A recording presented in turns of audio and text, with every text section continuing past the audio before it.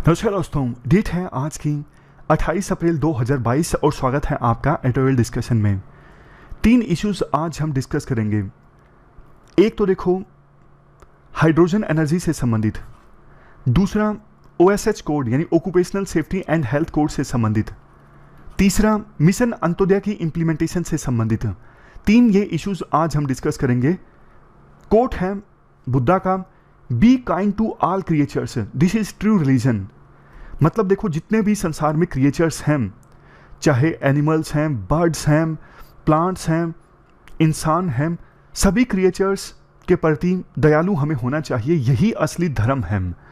ये बुद्धा का कोट है, आप इस्तेमाल कर सकते हो अपने आंसर राइटिंग में और ऐसे में। अब चलिए डिस्कशन स्टार्ट करते हैं। First important article energy security के लिए हाइड्रोजन के इस्तेमाल से संबंधित है। इससे पहले कि हम आज का आर्टिकल डिस्कस करें, हाइड्रोजन एनर्जी से संबंधित जो बेसिक्स है ना, उनको हम रिवाइज कर लेते हैं। आप एक सबसे पहले ना एक क्वेश्चन का आंसर दीजिए। मतलब हाइड्रोजन तो हाइड्रोजन है, green hydrogen, blue hydrogen, grey hydrogen, इन सब का क्या मतलब है? इन सब का मतलब है, बताता हूं आपको, अभी एक सेकेंड रुकिए। अगर देखो हमें इलेक्ट्रोलिसिस के थ्रू हाइड्रोजन जनरेट करनी है ना, जैसे देखो वाटर है H2O, अब इसमें इलेक्ट्रोलिसिस होता है तो क्या प्रोड्यूस होता है? H2 प्लस में O2। तो इस मेथड से हाइड्रोजन जनरेट होती है। तो इलेक्ट्रोलिसिस के लिए आपको इलेक्ट्रिसिटी तो चाहिए ना, बिजली तो चाहिए ना। मतलब हाइड्रोजन जनरेट करने के लिए आपको बिजली चाहिए, समझ गए? अब देखो अगर ये बिजली जो हाइड्रोजन जनरेट करने के लिए चाहिए रिन्यूएबल एनर्जी वाली बिजली इस्तेमाल की गई है तो वो हाइड्रोजन होगी ग्रीन हाइड्रोजन।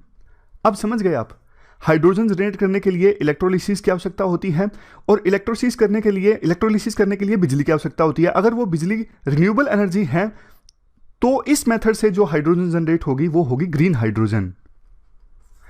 अब दूसरे नंबर पे अगर मान लीजिए बिजली जो है वो कोल एनर्जी वाली इस्तेमाल हुई है, लेकिन जो एमिशन हुआ, जो कार्बन एमिट हुआ, उसको स्टोर करके कैप्चर कर लिया गया। उल्टा बोल दिया मैंने, मतलब जो एमिशन हुआ वो कैप्चर करके स्टोर कर लिया गया, यानी इफेक्टिव जो कार्बन का एमिशन है वो नहीं हुआ, क्योंकि जो कार्बन एमिट हुआ था उसको कैप्चर किया गया और उसको एक जगह पे स्टोर कर लिया गया। तो इसे बोलेंगे हम ब्लू हाइड्रोजन। क्यों? क्योंकि देखो जिस बिजली की इस्तेमाल हुआ इलेक्ट्रोलिसिस के लिए उसमें कार्बन तो एमिट हुआ, लेकिन कार्बन को कैप्चर करके स्टोर कर लिया गया। तो इस हाइड्रोजन को बोलेंगे ब्लू हाइड्रोजन, इस मेथड से जो हाइड्रोजन जनरेट हुई। और तीसरे नंबर पे मान लीजिए हाइड्रोजन जनरेट करने के लिए जो इलेक्ट्रिसिटी का इस्तेमाल हुआ उसमें कार्बन का एमिशन हुआ, लेकिन ना तो उसे कैप्चर किया गया, बस वो एटमॉस्फेयर में कार्बन एमिट हो गया। तो इस मेथड से जो हाइड्रोजन जनरेट होगी ना, इसे बोलेंगे ग्रे हाइड्रोजन। सिंपल भाषा में ग्रे हाइड्रोजन घटिया है, क्योंकि ग्रे हाइड्रोजन इसमें क्या होता है कि हाइड्रोजन जनरेट करने के लिए जिस बिजली का इस्तेमाल हुआ उसमें कार्बन का एमिशन हो गया, तो फिर ग्रीन क्या रहा ना। तो ये हमने थोड़ा बेसिक्स की बात कर ली। अब आते हैं आर्टिकल पे। देखो हाइड्रोजन जनरेट करने के लिए जो इन्वेस्टमेंट चाहिए ना, उसमें से 70% इन्वेस्टमेंट तो रिन्यूएबल एनर्जी जनरेट करने के लिए चाहिए। जबकि इंडिया तो स्ट्रोंग है रिन्यूएबल एनर्जी के मामले में।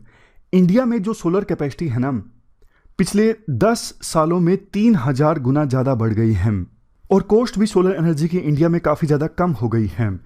तो मतलब ग्रीन हाइड्रोजन के मामले में इंडिया में काफ़ी ज़्यादा स्कोप है। इंडिया अपना कार्बन एमिशन कम कर सकता है और एनुअली बहुत ज़्यादा हम गैस, ऑयल ये सब इंपोर्ट करते हैं ना, अपने उस इंपोर्ट को भी कम कर सकते हैं अगर ग्रीन हाइड्रोजन से संबंधित हम वैल्यू चेन बनाते हैं। लेकिन इसके लिए हमें काफ़ी कुछ करने की आवश्यकता है, जैसे production technology, storage, transport, distribution, infrastructure, vehicular application, electrifying gas grid, इन सब चीज़ों में हमें अपनी कैपेसिटी को डेवलप करने की आवश्यकता है, तभी तो हम ग्रीन हाइड्रोजन का इस्तेमाल कर पाएंगे ना। और इसके लिए चाहिए गवर्नमेंट की सपोर्ट, फंडिंग भी चाहिए और ऐसी लॉन्ग टर्म पॉलिसीज चाहिए ताकि ग्रीन हाइड्रोजन के सेक्टर में ज़्यादा से ज़्यादा हम प्राइवेट इन्वेस्टमेंट को अट्रैक्ट कर सकें। सरकार को देखो हर एक सेक्टर के हिसाब से अलग अलग पॉलिसी चाहिए। जैसे देखो रिफाइनरी, फर्टिलाइजर, नेचुरल गैस, इन सब को तो बोला जा सकता है कि आप अभी के अभी हाइड्रोजन का इस्तेमाल कीजिए क्योंकि ये हाइड्रोजन का इस्तेमाल करना स्टार्ट करेंगे, इनको ज़्यादा ट्रांजिशन कॉस्ट नहीं आएगी।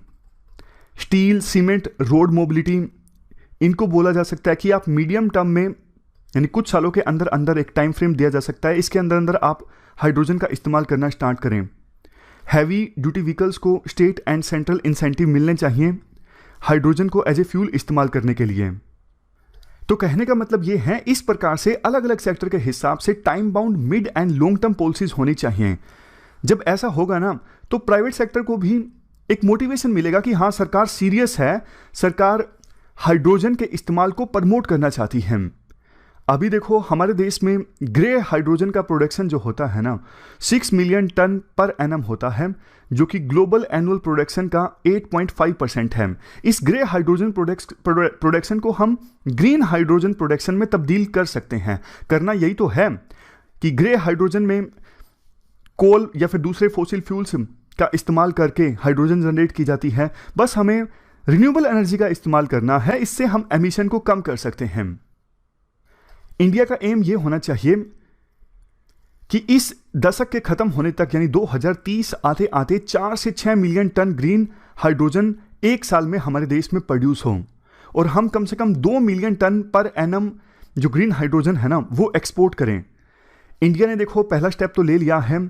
इंडियन ऑयल कॉरपोरेशन ने ग्लोबल टेंडर सेटअप फ्लोट किया है कि हमें पानीपत में और मथुरा की रिफाइनरी में green hydrogen generation units establish करनी है। तो ये पहला स्टेप है ग्रीन हाइड्रोजन के सेक्टर में लीड लेने के लिए। लास्ट में कंक्लूजन में कहा जाता है, देखो ना सिर्फ इंडिया बल्कि अलग अलग विभिन्न देश जो हैं वो भी ग्रीन हाइड्रोजन पे फोकस करना चाहते हैं। तो इस सेक्टर में काफ़ी ज़्यादा स्कोप है। अगर सरकार थोड़ा सा भी काम करती है ना, तो बहुत सारे देश जो ग्रीन हाइड्रोजन में इन्वेस्ट करना चाहते हैं वो इन्वेस्टमेंट इंडिया में आ सकती है। तो इस प्रकार से हमने ग्रीन हाइड्रोजन से संबंधित जो बेसिक्स है ना वो रिवाइज किए। अब आते हैं आज के आर्टिकल की तरफ। कंटेक्स्ट देखो ये है, सरकार ने 17 फरवरी 2022 को ग्रीन हाइड्रोजन पॉलिसी रिलीज की, जिसमें कुछ क्रिटिकल चैलेंजेस जो हैं, पहले एक स्टेट से दूसरे स्टेट पर हाइड्रोजन ट्रांसमिशन पर चार्ज लगता था, उसके वेवर की बात कही गई है, टाइम बाउंड क्लियरेंस, इस प्रकार के कई सारे चैलेंजेस को तो एड्रेस किया गया है ताकि इंडिया में हाइड्रोजन एनर्जी के प्रोडक्शन को बूस्ट किया जा सके। लेकिन अभी भी कुछ दिखते हैं जिन पे आर्टिकल में हम बात करेंगे, और कुछ सजेशंस भी राइटर अपनी तरफ से देते हैं, उन पर भी बात करेंगे। लेकिन उससे पहले राइटर हाइड्रोजन एनर्जी की इंपॉर्टेंस पर बात करते हैं। देखो इंडिया में जो पर कैपिटा एनर्जी कंजप्शन है ना, यानी हमारे देश में एक पर्सन एवरेज तौर पर जो एनर्जी कंज्यूम करता है ना, वो ग्लोबल एवरेज का 1/3 है, और यूएसए का तो 1/12 है। जैसे एग्जाम्पल के तौर पर यूएसए में एवरेज के तौर पर एक पर्सन अगर 100 यूनिट कंज्यूम करता है ना, तो इंडिया में सिर्फ कंज्यूम करता है 100/12, 8 समथिंग आ जाएगा। और एनर्जी के लिए हम सेल्फ सफिशिएंट भी नहीं है। कभी तो देखो हमें बहुत अच्छा एनर्जी रिसोर्स उपलब्ध हो जाता है, जैसे कोविड-19 की महामारी आई थी, उस समय क्रूड ऑयल के जो दाम थे इंटरनेशनल मार्केट में काफी ज्यादा कम हो गए थे, लॉकडाउन लगा हुआ था, सिंपल सी बात है। लेकिन अब यूक्रेन वार के चलते एकदम से दाम जो हैं बढ़ गए हैं। तो राइटर का पॉइंट यहां पर यह है, हमें अगर पर कैपिटा एनर्जी कंजम्पशन को इंक्रीज करना है और एनर्जी के मामले में सेल्फ सफिशिएंसी हासिल करनी है, तो इसमें ना हाइड्रोजन का प्रोडक्शन इंपॉर्टेंट रोल प्ले कर सकता है। हाइड्रोजन के फायदे देखो ये भी है, हाइड्रोजन को बड़े स्केल पर स्टोर करके रखा जा सकता है, और वो भी लंबी ड्यूरेशन के लिए। जैसे रिन्यूएबल एनर्जी है, सोलर एनर्जी है, इसको स्टोर करके नहीं रखा जा सकता ना लंबे स्केल पर। लेकिन रिन्यूएबल एनर्जी की सहायता से अगर हम हाइड्रोजन प्रोड्यूस करते हैं जो कि होगी ग्रीन हाइड्रोजन, तो उसे बड़े स्केल पर लंबे समय के लिए स्टोर करके रखा जा सकता है। यह इसलिए भी इंपॉर्टेंट है क्योंकि हमें 2070 से पहले नेट जीरो कार्बन का स्टेटस अचीव करना है। पेरिस क्लाइमेट चेंज एग्रीमेंट में जो हमारे कमिटमेंट्स हैं उन्हें पूरा करने के लिए भी ग्रीन हाइड्रोजन की जो इंपॉर्टेंस है काफी ज्यादा है। वैसे देखो हाइड्रोजन को व्हीकल्स में एज ए फ्यूल के तौर पे इस्तेमाल किया जाए ना, तो इलेक्ट्रिक व्हीकल्स के अपेक्षाकृत कुछ एडवांटेजेस भी हैं। इलेक्ट्रिक व्हीकल्स में तो लिथियम आयन बैटरी का इस्तेमाल होता है, आपको पता है। तो हर जगह चार्जिंग की व्यवस्था नहीं होती, और चार्जिंग में समय भी काफ़ी ज़्यादा लग जाता है। 8 घंटे जैसे एग्जाम्पल के तौर पर लग गए पूरे व्हीकल को एक बार के लिए चार्ज करने में। लेकिन हाइड्रोजन फ्यूल का फ़ायदा ये है, जल्दी से आपने गैस भरी, जैसे सीएनजी है, तो व्हीकल जो है लंबी दूरी की यात्रा कर सकता है। और अगर इंफ्रास्ट्रक्चर प्रोवाइड किया जाए, जैसे डेडिकेटेड कॉरिडोर में, बाद में ये सजेशन भी दिया जाता है, जैसे दिल्ली मुंबई कॉरिडोर है, अब इसके पूरे रास्ते पर जगह जगह पर हाइड्रोजन फ्यूल की व्यवस्था करवाई जाए, जैसे पेट्रोल पंप होते हैं सीएनजी के या फिर नॉर्मल डीजल पेट्रोल, उसी प्रकार से हाइड्रोजन फ्यूल के पंप उपलब्ध करवाए जाएं, फ्यूल स्टेशन उपलब्ध करवाए जाएं, तो कम से कम इस कॉरिडोर में जो व्हीकल ओनर्स हैं ना, जो ड्राइवर हैं, उनको किसी बात की चिंता नहीं होगी कि दिल्ली से तो हमने हाइड्रोजन फ्यूल डलवा लिया लेकिन आगे नहीं मिलेगा। तो इसे एक्सपेरिमेंटल बेसिस पर ट्राई किया जा सकता है। नेक्स्ट पॉइंट देखो आर्टिकल में वाटर का है। जैसा कि आपको पता है, वाटर की इलेक्ट्रोलिसिस करके हाइड्रोजन गैस जो है वो प्रोड्यूस की जा सकती है। तो hydrogen 1 kilogram hydrogen gas produce करने के लिए 9 लीटर वाटर की आवश्यकता है। तो जब आप बड़े स्केल पे हाइड्रोजन को प्रोड्यूस करो ना, ये ध्यान में रखो कि वो एरियाज जहां पे पानी की कमी नहीं है, सिर्फ वहीं पर आप हाइड्रोजन गैस प्रोड्यूस करने के लिए प्लांट्स लगाओ। अगर आप वाटर स्केर्स एरियाज में जहां ऑलरेडी पानी की कमी है, वहां पे हाइड्रोजन को प्रोड्यूस करने के लिए प्लांट्स लगाते हो तो दिक्कत होगी फिर। इसके बाद राइटर ना 5 सजेशंस देते हैं कैसे हाइड्रोजन गैस की डिमांड को इंक्रीज किया जाए। सबसे पहला सजेशन, कुछ जो मेच्योर इंडस्ट्रीज है ना, जैसे रिफाइनिंग है, फर्टिलाइजर्स हैं, इनको पर्याप्त मात्रा में इंसेंटिव दिया जाए कि आप अपने ऑपरेशंस के लिए हाइड्रोजन गैस का इस्तेमाल कीजिए। दूसरा, हाइड्रोजन गैस से जो प्रोडक्ट्स बनते हैं ना, जैसे मान लीजिए सीमेंट की फैक्ट्री है, वहाँ पे हाइड्रोजन गैस का इस्तेमाल हुआ है सीमेंट की प्रोडक्शन के लिए, तो उसे बोलेंगे ग्रीन सीमेंट। उसी प्रकार से ग्रीन स्टील, तो इनको आप थोड़ा सा इंसेंटिव दे सकते हो, जैसे टैक्स में छूट कर दी। नेक्स्ट है, आपको याद होगा इथेनॉल ब्लेंडिंग का एक प्रोग्राम है सरकार का कि पेट्रोल में इथेनॉल की ब्लेंडिंग होती है, उसी प्रकार से हाइड्रोजन की ब्लेंडिंग हो सकती है नेचुरल गैस में, दोनों को मिक्स करके बेचा जा सकता है। HCNG स्टेशंस प्रमोट किए जा सकते हैं, मतलब ऐसे स्टेशंस जहां पे CNG और हाइड्रोजन फ्यूल दोनों उपलब्ध हों। जैसे पेट्रोल और डीजल दोनों एक ही पंप पर मिलता है ना, उसी प्रकार से हाइड्रोजन और CNG दोनों एक ही पंप पर मिले, तो इससे क्या होगा, इंफ्रास्ट्रक्चर की रिक्वायरमेंट कम होगी। नेक्स्ट, जो हमने ऑलरेडी डिस्कस किया, हाइड्रोजन फ्यूल स्टेशन से इस्टेब्लिश किए जा सकते हैं डेडिकेटेड कॉरिडोर पर, जैसे दिल्ली मुंबई कॉरिडोर है। और सबसे लास्ट में सजेशन ये है, डिमांड को बूस्ट करने के लिए कार्बन टैरिफ इंट्रोड्यूस किए जा सकते हैं यूरोपियन कंट्रीज की लाइन पर। कार्बन टैरिफ मतलब जैसे देखो, हाइड्रोजन गैस का इस्तेमाल होगा तो जाहिर तौर पर कम कार्बन एमिट होगा, तो सरकार एक चीज ये कर सकती है, जो इंडस्ट्री मतलब जो फैक्ट्री जितना कार्बन एमिट करे ना, उस हिसाब से टैक्स लगा दे। जैसे 100 यूनिट कार्बन अगर आपने एमिट किया तो आपको 1 रुपया देना पड़ेगा। तो हाइड्रोजन गैस का इस्तेमाल होगा फ्यूल के तौर पर, तो कार्बन कम एमिट होगा, टैक्स नहीं देना पड़ेगा फैक्ट्रीज को, तो उनको एक इंसेंटिव मिलेगा कि हम हाइड्रोजन का इस्तेमाल करते हैं क्योंकि हमें कार्बन टैक्स नहीं देना पड़ेगा। इसके बाद राइटर सप्लाई कैसे इंक्रीज की जाए हाइड्रोजन पर, इस पर भी अपने 5 सजेशंस देते हैं। सबसे पहला सजेशन, इन्वेस्टमेंट इन R&D। कॉमन सा पॉइंट है, इन्वेस्टमेंट इंक्रीज करो रिसर्च एंड डेवलपमेंट में। दूसरा, सरकार की जो स्कीम है ना, STAT sustainable alternative towards affordable transportation scheme में ऑब्जेक्टिव ये है 15 मिलियन मैट्रिक टन जो कंप्रेस्ड बायोगैस है ना, वो प्रोड्यूस करनी है। तो इस स्कीम का सहारा लिया जा सकता है हाइड्रोजन गैस को की सप्लाई को इंक्रीज करने के लिए। कैसे? बायोगैस को कन्वर्ट किया जा सकता है हाइड्रोजन गैस में।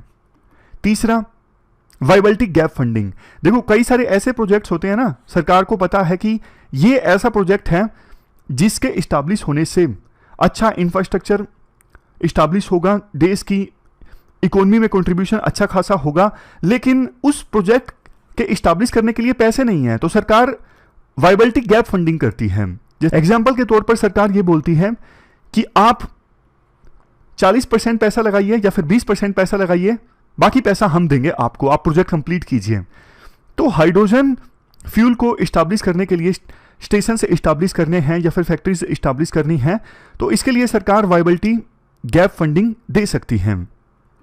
नेक्स्ट है, हाइड्रोजन संबंधित जो प्रोजेक्ट्स है ना, उनको प्रायोरिटी सेक्टर लैंडिंग में लाना होगा ताकि आसानी से उचित इंटरेस्ट रेट पर लोन मिल सके हाइड्रोजन संबंधित प्रोजेक्ट्स को। लास्ट में राइटर ये बोलते हैं, देखो ग्रीन हाइड्रोजन प्रोड्यूस करने के लिए ना 2 चीजों की सबसे ज्यादा आवश्यकता है, एक रिन्यूएबल एनर्जी दूसरा इलेक्ट्रोलाइजर, मतलब वो इक्विपमेंट जो वाटर की इलेक्ट्रोलिसिस कर सके। इलेक्ट्रोलिसिस होगी बिजली से, वो बात अलग है, लेकिन इलेक्ट्रोलिसिस करने वाला इक्विपमेंट भी तो चाहिए ना। अब देखो, रिन्यूएबल एनर्जी तो हमारे देश में काफ़ी सस्ती है, लेकिन इलेक्ट्रोलिसिस करने वाला जो यंत्र है ना, इलेक्ट्रोलाइजर, उसकी कॉस्ट ज़्यादा है। उसकी कॉस्ट को रिड्यूस करने के लिए सरकार इसके लिए अलग से production linked incentive scheme launch कर सकती है कि इलेक्ट्रोलाइजर की जो प्रोडक्शन ज़्यादा करेगा उसको हम इंसेंटिव देंगे।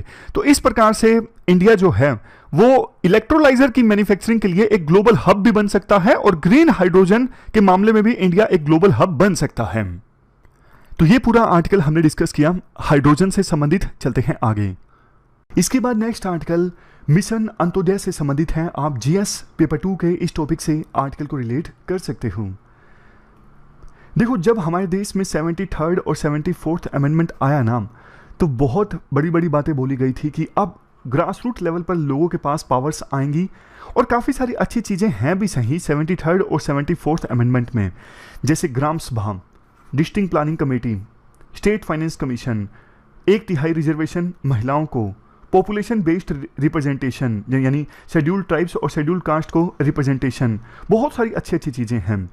लेकिन देखो, 73rd 74th अमेंडमेंट को आए बहुत सारे साल हो गए थे। 1993 में जैसे आया तो 2017 तक कुछ भी नहीं हुआ। ग्रास रूट लेवल पर लोगों के पास पावर नहीं आई, और ग्रास रूट लेवल तक जो डेवलपमेंट पहुंचनी चाहिए थी वो भी नहीं पहुंची, यानी डिसेंट्रलाइजेशन जो सोचा गया था वैसा नहीं हुआ। तो सरकार ने ना 2017-18 में एक प्रोग्राम लॉन्च किया, मिशन अंत्योदय।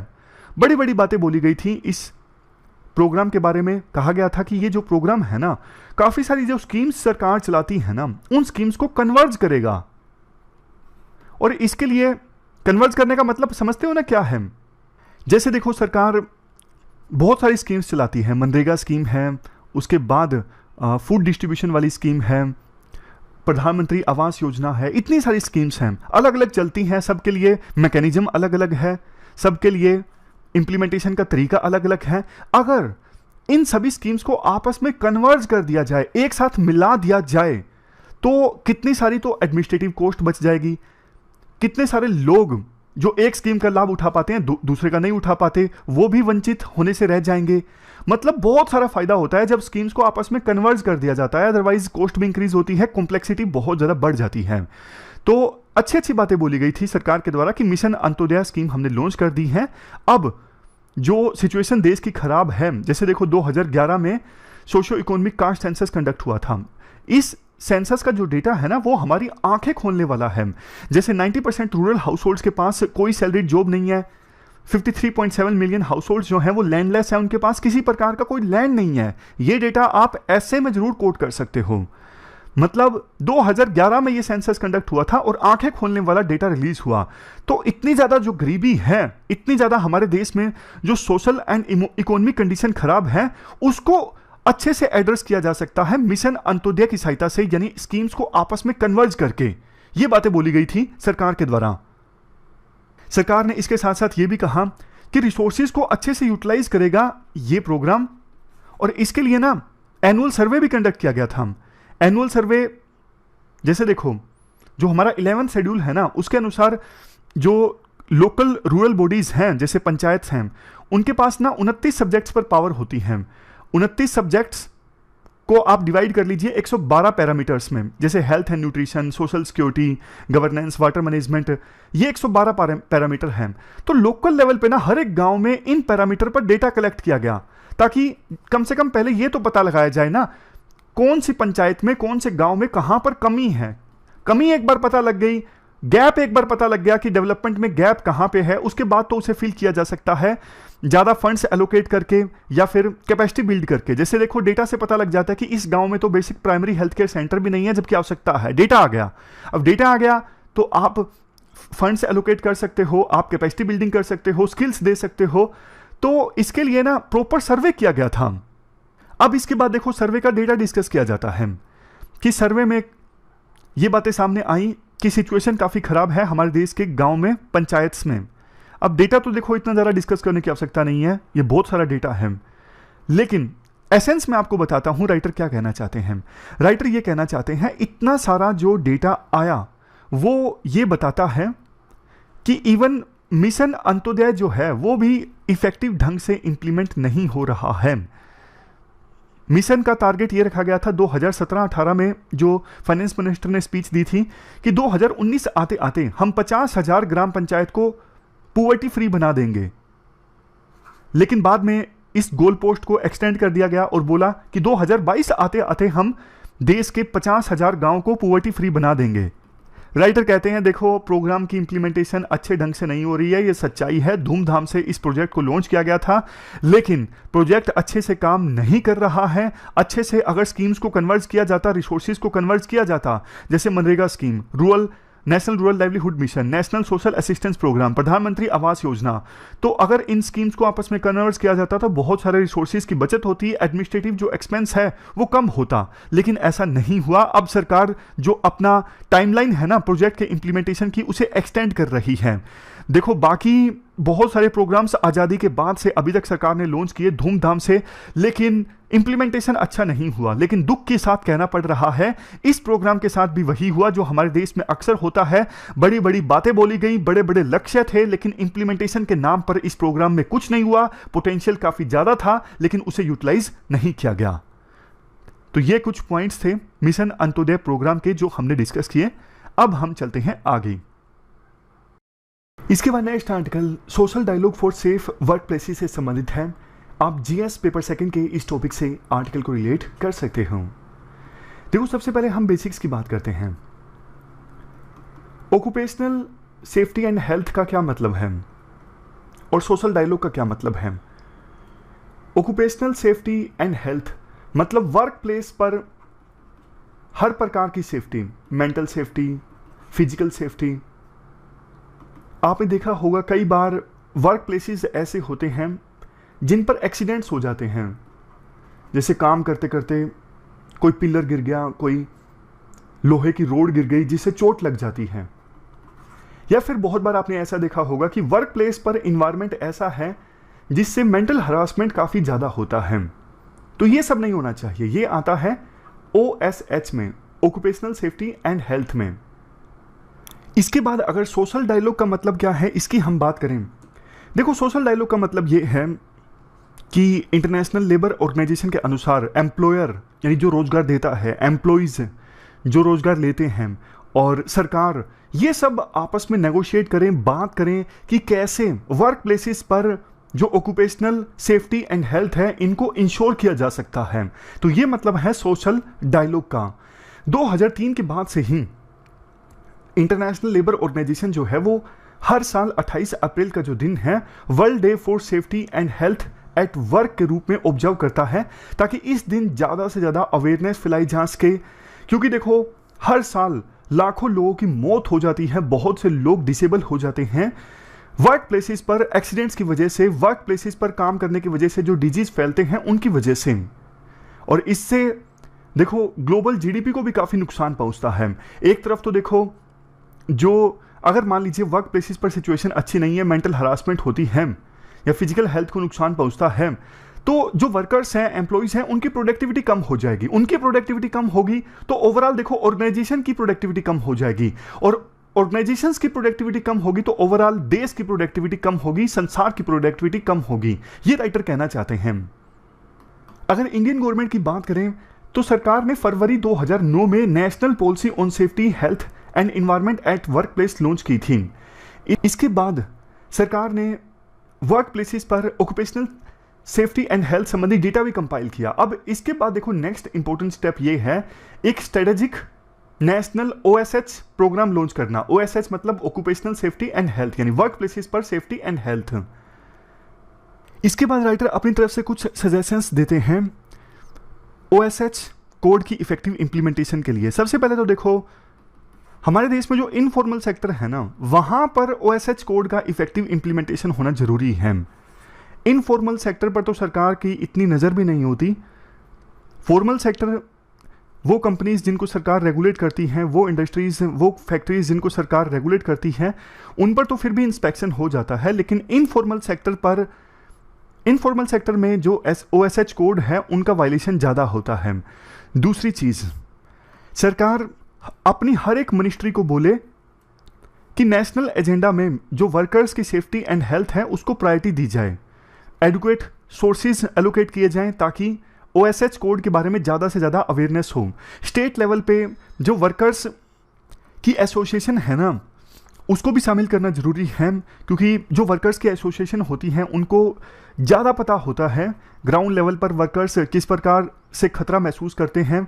तो उनको भी अगर OSH कोड की इम्प्लीमेंटेशन में शामिल किया जाए तो OSH कोड की जो इम्प्लीमेंटेशन है वो ज़्यादा अच्छे ढंग से हो सकती है। इसके बाद जिक्र किया जाता है इंडिया में कुछ अच्छी प्रैक्टिसेस हैं, जैसे उत्तर प्रदेश की बात की जाती है।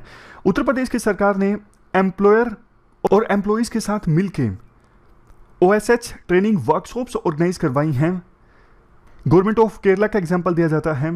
गवर्नमेंट ऑफ केरला ने कंस्ट्रक्शन साइट्स पर OSH इंश्योर करवाने के लिए वर्कशॉप्स ऑर्गेनाइज करवाई, वहाँ पे इम्प्रूवमेंट्स लाने के लिए ध्यान दिया।